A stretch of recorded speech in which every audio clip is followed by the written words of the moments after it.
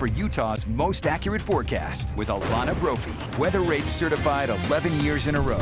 All right, let's head back over for another check of the forecast on this Valentine's Day. And Alana, the weather causing some trouble in parts of the state. Yeah, we definitely have seen accumulating snow, and we're not finished yet. We start, though, in Oakley, backside of the Wasatch. You can see the cloud cover, sun's going down.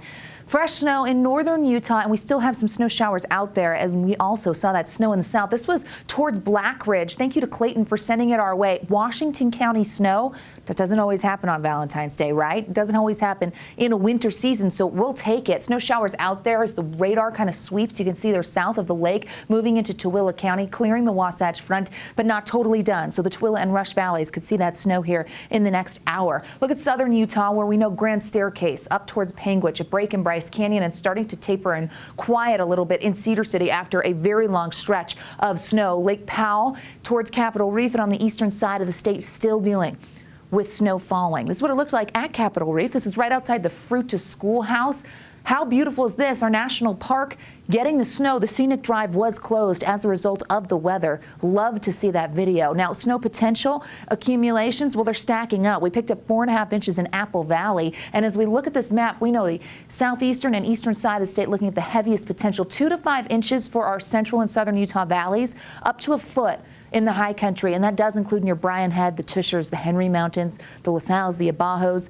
This video from Kanab tells the story. You don't just have snow from Judy Keel, no, you get wind, and that is the next layer of the storm. Look at it blowing through the Kanab area. We're going to see plenty of wind, several wind alerts and advisories going into effect. We're going to go through as they kind of hit.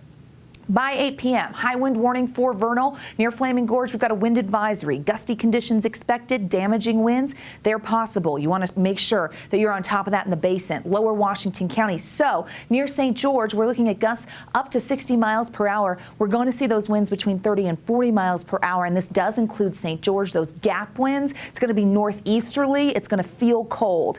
Wasatch Front getting downslope winds, easterly winds for the Wasatch Front, so especially for those areas that are typically prone to canyon winds. That includes Weber Canyon all the way down through Davis County. We are expecting winds up to 45 miles per hour. This goes into effect at 2 a.m., so you have time to tie down anything that you don't want to fly away if you live over near Centerville, Bountiful, all the way up to Layton and Ogden. We also have the potential in Millard and Juab counties for gusty conditions, 20 to 30 mile per hour winds. This is going to continue. This starts at 5 a.m. tomorrow and continues through our Wednesday, so gusty conditions hold on right there. It's that northeasterly flow. It's cold as well. Temperatures sitting in the 20s. We're below freezing in most locations. Actually, yeah, throughout the entire state with the exception of St. George. But here's the real feel.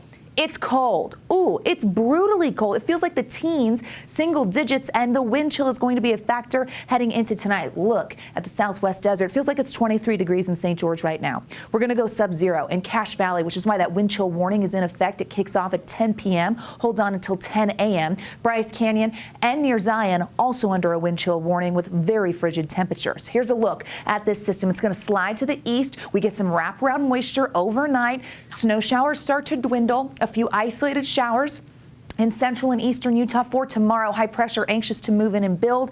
Quiet conditions will follow, will dry out towards the end of the work week with a little bit of sunshine and quieter conditions. Going to struggle to hit freezing tomorrow. Along the Wasatch Front and on the eastern side of the state. Bundle up because it is going to feel chilly. Even St. George way below average in the low 40s. A warming trend takes hold for the next 7 in Washington County. Slight chance still in there for St. George. Can't rule it out, but the wind's going to dry a lot out. You can see we get back to the upper 50s. What a temperature swing, but it takes us 7 days. We climb the temperature ladder along the Wasatch Front, getting closer to average towards the end of the weekend. Yes, it takes a moment before we can snap back. President's Day brings the potential of another storm system that could linger into Tuesday. That one could start as rain, and we could see snow in the mountains, but it's far off. So we're going to focus on what we're dealing with right now, and that is the wind and the snow that's out there for your Valentine's Day. I love it. Glenn, Emily, over to you. Yep, I think we all do. Thanks so much, Alana. Appreciate that. Turning out to sports.